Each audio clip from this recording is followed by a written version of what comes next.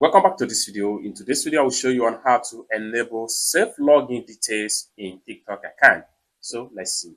But before we dive into the tutorial, if you find this tutorial useful and you are very new to this channel, remember click on that subscribe, turn on the notification bell for more useful tutorial like this. So with that being said, let's get started.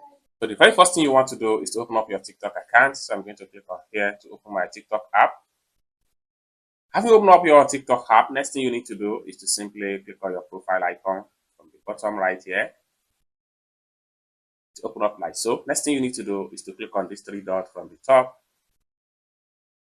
And the next thing you need to do is to click on settings and privacy. It take you right here. Next thing you need to do is to go to security and permissions.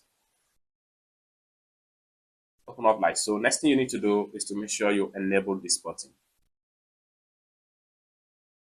It's as simple as that. So once you enable safe login detail into your TikTok account, each time you want to log into your TikTok app, you will not need to enter your username or your password. You will be logging in straight and forward without any stress.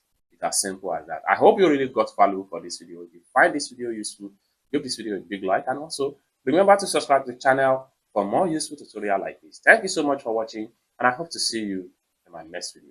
Bye for now.